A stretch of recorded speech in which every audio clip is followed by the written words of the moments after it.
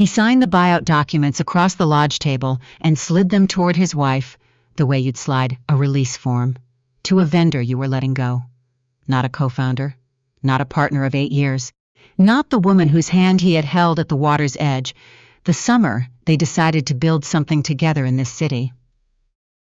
"It's time," Patrick Cole said in front of 6 witnesses, "for the firm to move in a new direction."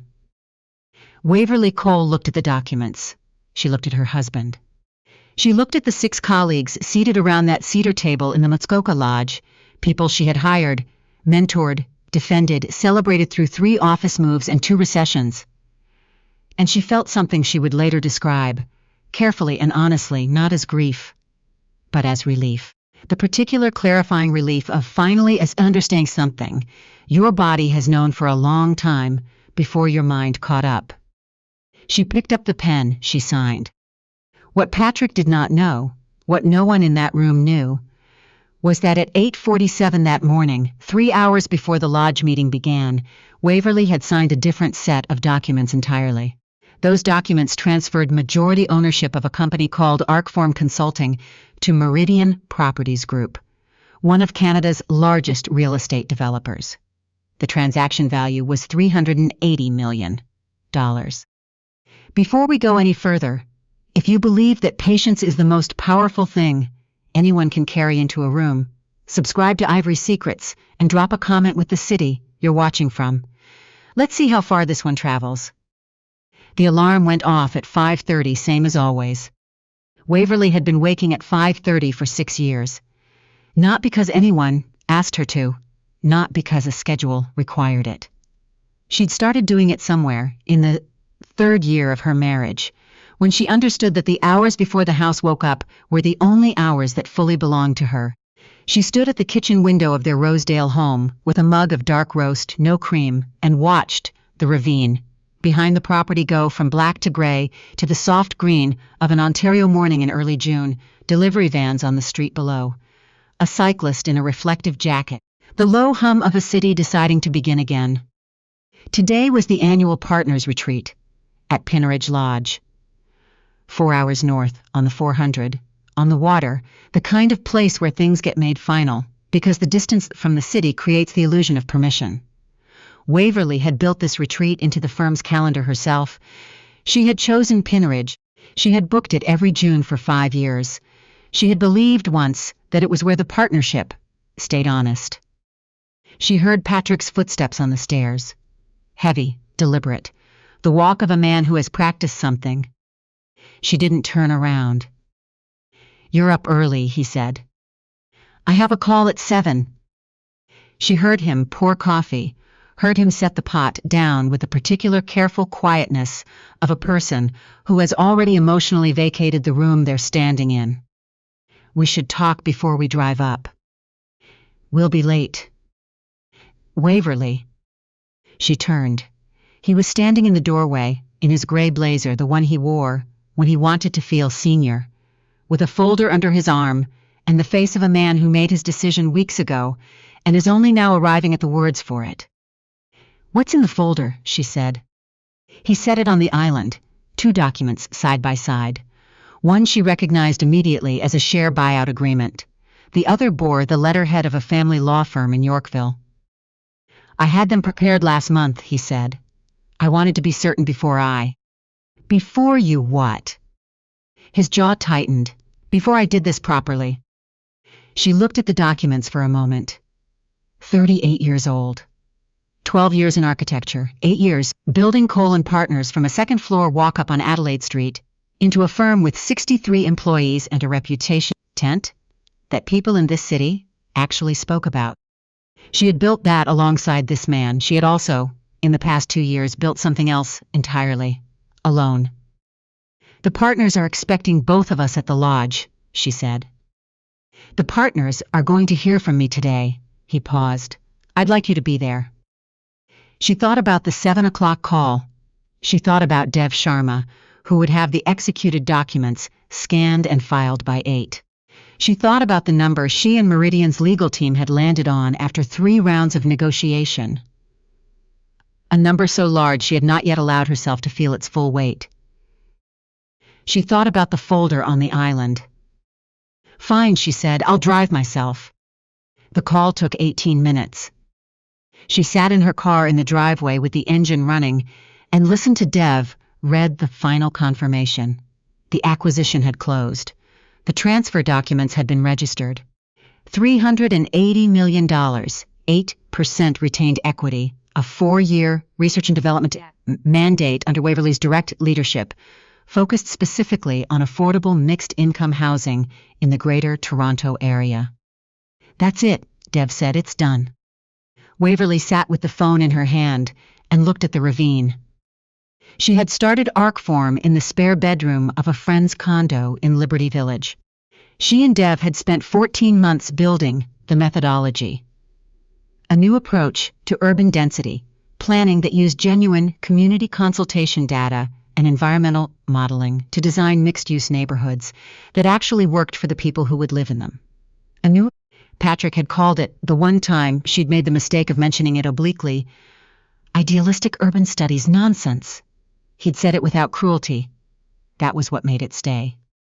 She had built Arcform in the hours before 5:30, sometimes, in the lunch breaks. She took alone. In the evenings when Patrick assumed she was at industry panels, she had not kept it secret from malice. She had kept it secret because she had learned, slowly, over 8 years, that sharing something in progress with Patrick meant having it returned to her smaller than it left. Waverly, Dev said, are you okay? I'm going to Muskoka, she said. I'll call you from the road. She drove north with the radio off and thought about a conversation from 5 years ago at a housing conference in Flemington Park. A woman from a tenant advocacy group had described what it was like to watch her neighborhood get redeveloped in a way that systematically displaced the families who had always lived there. She'd said, the consultants came in. They asked questions. Then they went and built what they were always going to build anyway. Nobody actually listened. Waverly had listened. She had taken that conversation home and turned it over in her mind for 3 weeks. Then, she had started building a methodology designed to change not just what was designed, but what actually got built, and for whom. It had taken 2 years, and most of her pre-dawn hours since then. Patrick had been asleep for all of it. The lodge sat at the edge of a lake, the color of hammered pewter under morning cloud cover. 6 of them gathered in the main meeting room before lunch. Patrick, the 3 senior partners, the operations director, and Waverly. Patrick stood at the head of the cedar table. I'll keep this brief, he said. The firm has reached a point where a shift in leadership structure is necessary. Waverly and I have discussed this. They had not. And we've agreed that a buyout of her founding shares is the cleanest path forward. He placed the buyout documents in the center of the table. The room went very quiet in the specific way. Rooms go quiet when the people in them understand they are watching something they cannot interrupt. Waverly looked at each of her colleagues in turn. She recognized what was on their faces. The careful neutrality of people who had been told something before this meeting began and were now managing the knowledge of it. The terms are fair, Patrick said. Market rate, 30-day transition. He looked at her across the table. She read something in his expression she had been reading there for the better part of a year, without being able to name it. Certainty. The absolute certainty of a man who believes he holds every significant card in the room. She thought about Hugh Bancroft, Meridian's CEO, who had flown in from Vancouver 4 days ago and sat across from her on Bay Street and said, without preamble, Arcform is the most credible, affordable housing platform I've seen in 20 years in this business. We want to build it at scale. She remembered keeping her expression neutral, exactly the way she was keeping it neutral now. She picked up the pen, she signed. Something moved through Patrick's face. Not quite relief, not quite disappointment. The small recalibration of a man who prepared for a confrontation that didn't come. There are also divorce proceedings to begin, he said, keeping his voice even. My attorney will send the paperwork this week. That's fine, Waverly said. She stood, smoothed her jacket, and looked around the room one last time. She did not make a speech. She did not perform anything. She picked up her bag and walked out onto the dock. The lake was silver and still. A loon called somewhere across the water. She stood there for 4 minutes. She counted, and let herself feel what was actually true. Not anger, not grief, not vindication. Something quieter than all of those. The feeling of a person who has been carrying 2 separate lives in each hand and has finally cleanly set one of them down. Her phone buzzed. Dev. Meridian's communications team asking about announcement timing. Your call. She typed back, tomorrow morning, let me get home first. Then she went inside, said a brief goodbye to the operations director. The only person in the room who had the grace to look ashamed, and got into her car and drove south. She was 40 minutes below Barrie when the first voicemail arrived from an unfamiliar Toronto number. She pulled over at a Tim Hortons, ordered a coffee, sat in the parking lot, and pressed play. It was Patrick. His voice had changed. Not the boardroom register, not the rehearsed delivery of the cedar table. Something underneath that, rougher, faster, with the first audible tremor of a man whose understanding of a situation has been rapidly revised. Waverly, I need you to call me back. I heard something today and just call me. Before anything gets filed, before this moves forward, please call. She deleted the message. She sipped her coffee and watched the traffic on the 400 and thought about how information moves through an industry. How a city that feels enormous runs, at the professional level, on a network small enough that word travels before it's meant to. Someone in Meridian's building had seen her. Someone at a Bay Street firm party had passed it along, the particular velocity of real estate news in Toronto. She called Greta Finch, her lawyer. He knows, she said. How much? Greta said. Enough to panic. What's our position? Greta was already ahead of the question. The divorce paperwork was sent to you today, not filed. There's a difference. Under the Ontario Family Law Act, net family property is calculated at the date of separation, and the date of separation has to be established. Patrick handed you documents at the lodge this morning, in front of witnesses. That's the date, he'll argue.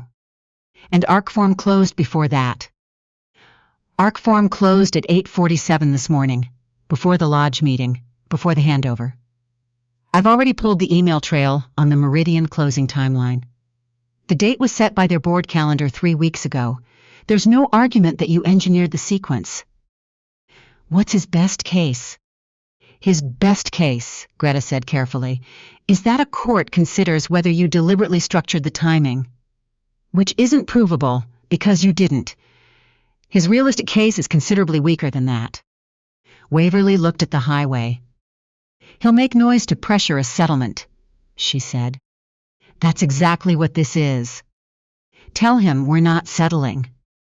She finished her coffee and drove the rest of the way home with the particular focused calm of someone who has already done the hardest part of the day and knows it. The Globe and Mail ran the story the next morning. Meridian Properties acquires ArcForm Consulting in $380 affordable housing deal. The National Post followed within an hour. The CBC piece, by mid-morning, focused not on the transaction, but on the woman. The Toronto architect who had 2 years building a new community planning model, quietly, without seeking any platform, while the industry's attention was pointed elsewhere. By noon, Waverly's phone had 417 messages. She read none of them that day. She sat in ArcForm's Liberty Village office with Dev and their junior planning team and reviewed the Scarborough site. Schematics.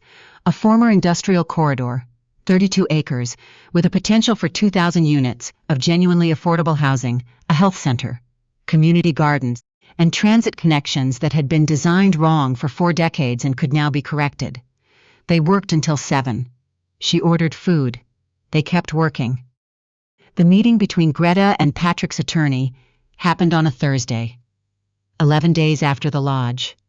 Waverly stayed out of it and spent the day at the Scarborough site with her planning team, walking the land, measuring the light. At 4:15, Greta called. He opened at 30% of the ArcForm equity valuation, she said. On the argument, that your intellectual labor during the marriage constituted a diversion of marital resources. Waverly said nothing. My response, Greta continued, was that Arcform's foundational IP predates the marriage by 14 months, that the initial capital came from your sole personal savings and 2 professional grants awarded in your name only, that Patrick contributed nothing, financial, intellectual, or otherwise, to its development, and that if he wished to litigate the proposition that a married woman's professional thinking belongs to her husband, he was welcome to make that argument in front of a judge whilst the business press was taking notes. A brief pause. He asked for 20 minutes off the record. When he came back, he offered a clean dissolution, no claims on Arcform or its equity. He retains his vehicle, his personal accounts, his existing assets. You retain your equity position and full professional independence. He folded, Waverly said. Completely. Which tells me someone explained the arithmetic to him. That, the courtroom version of this story, is a man who publicly forced out his co-founder wife. On the same morning, she closed a $380 million deal. She built entirely alone, and then filed a legal claim for credit in her thinking. Greta paused. The resolution is more than fair. Sleep on it. I'll sign tomorrow, Waverly said. I don't need the night. She went back to the land. 3 weeks after the settlement, she received a call from a woman named Patricia Holt, who had found Arcform's name through a housing advocacy network in Flemington Park. Patricia's daughter had been on 3 affordable housing waitlists in Toronto for 4 years. I know it's early, Patricia said. Her voice had the specific, measured quality of someone who has calibrated her hope very carefully, the way you calibrate something after it has been disappointed enough times. I know it might not happen the way they're saying, but is this real? Waverly looked at the Scarborough schematics spread across her desk. It's real, she said. We break ground in 18 months. The community consultation starts in July, and I want your daughter to register to participate. Her input will change what gets built. I built the whole process so that it actually does. I've heard that before, Patricia said quietly, that it will change things. I know you have, Waverly said. This time it will. That's the entire point of why I built it. After the call, she sat without moving for a while. She thought about the lodge, the cedar table. Patrick sliding the folder across with 2 fingers, with the absolute confidence of a man who believes he has the terms of the room. She had taken his documents, signed them, and walked out onto the dock, and stood there until the lake had said everything that needed saying. She had not staged any of what happened next. She had not engineered the timeline, or calculated the legal angle against the acquisition date, or constructed an exit from her marriage the way she would construct a building. She had built Arcform because the work was worth building. The timing was its own accounting, the kind that accumulates invisibly beneath ordinary days, until the moment the conditions are right and everything settles into place at once. One evening, an industry aggregator she followed sent a news alert. She opened it without expectation. Cole and Partners Loz's Meridian Development account, following leadership restructuring. She read the 3 short paragraphs, a project the firm had been pitching to Meridian, a mixed-use site in Etobicoke, had been quietly pulled. Meridian had elected to consolidate its development pipeline under its newly integrated planning division, Arcform's division. Her division. She had not arranged this. She had not asked for it or anticipated it. It was simply what happens when a city's professional network is small enough that decisions echo. When a man who spent 8 years minimizing someone's contribution discovers that the contribution has become the very thing his most important client now runs on. She put her phone down. She did not feel triumphant. She was honest with herself about that. She felt the completion of an equation, the particular satisfaction of a proof that has held under pressure. Patrick called that night. She let it ring. His voicemail was short and unlike the others. I'm not asking you to call back. I know you won't. I should have said this a long time ago. What you built is extraordinary. I didn't see it. I chose not to, and that was mine to own. Goodbye, Waverly. She listened to it once. She did not call back. She was not angry at him. and had not been for some time. She thought about him the way you think about a chapter of your life, when you can finally see it clearly from outside it, what it was, what it wasn't, what it cost, what it clarified. The Arcform community launch happened in October, on a Thursday evening at a community center in Scarborough. Folding chairs, fluorescent lighting, the unglamorous atmosphere of a room that means real business. 400 people came, not investors, not press, not the industry people who had been calling her since June. Housing advocates, tenant union representatives, residents from the 6 neighborhoods that Arcform's methodology had built itself around. People who had been through redevelopment before and arrived with the particular wariness of communities that have learned to measure their hope in small, careful increments. Waverly stood at the front of the room without a podium. She had asked specifically that there be no podium. "I want to start," she said, "by asking how many of you have sat in a consultation meeting, given your input, and then watched something get built that you'd never have chosen." Every hand in the room went up. "I built Arcform because I was tired of that being the only available model," she said. "Tonight, I want you to test what we're telling you. Ask us the hard questions. Tell us what we've missed. The process is designed so your answers actually change the outcome." The room that had arrived guarded opened, carefully, the way rooms do when they discover that what's being offered is genuine. At the end of the evening, a woman in her 60s with a housing committee lanyard found Waverly near the exit. She had the face of someone who has been polite in many rooms for a very long time and has run out of energy for pretending. "I've attended 30 of these," she said. "I've never actually believed one of them before." Waverly looked at her steadily. "Believe this one, then hold us to it. That's all I need from you." Dev appeared at her elbow as the woman moved away. "Globe wants a comment for tomorrow's piece," he said quietly. "Tell them, the work speaks, that's it." "That's the whole comment?" "That's the whole comment." On the drive home through the city, the DVP moving slowly, the lights of the skyline scattered across the eastern horizon. She thought about the 5:30 mornings. She thought about the Liberty Village condo bedroom where she and Dev had first mapped out the methodology on paper. Using markers on a whiteboard they'd propped against a wall of cardboard boxes. She thought about the Flemington Park woman whose question had been the beginning of everything. Who didn't know. She had asked the question that started a $380 million answer. She thought about Patricia's daughter, 4 years on 3 wait lists. She thought about 2,000 families, about 18 months to groundbreaking, about the planning team in the Liberty Village office who showed up every morning, with the focused energy of people who have chosen work that matters, because they had found a leader who taught them by example that the building comes before the applause, and the people who will live in it come before everything else. She got home, changed out of her blazer, put the kettle on, stood at the window and looked at the ravine, fully dark now, the way it was every night when she finally stopped moving. Then she sat down at her desk, opened her notebook, graph paper, cracked spine, the one she'd been writing in since graduate school, and picked up a pen. She began to write the next question. Not about the Scarborough site, which was already answered. Not about Arcform, which was already built. About what came after, what the new resources made possible, what had been waiting on the other side of all of this, for someone with the right tools and the willingness to sit with a problem long enough that it yielded something true. She wrote for 2 hours. The tea sat untouched. The city outside was Toronto, complicated and urgent and dense with the quiet ambitions of 10,000 people.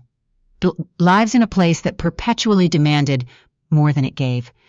And she was part of it in a way she had built entirely on her own terms, in the hours, before anyone else was watching, in the patient and absolute dark. She had plans for the next 20 years. She was only getting started.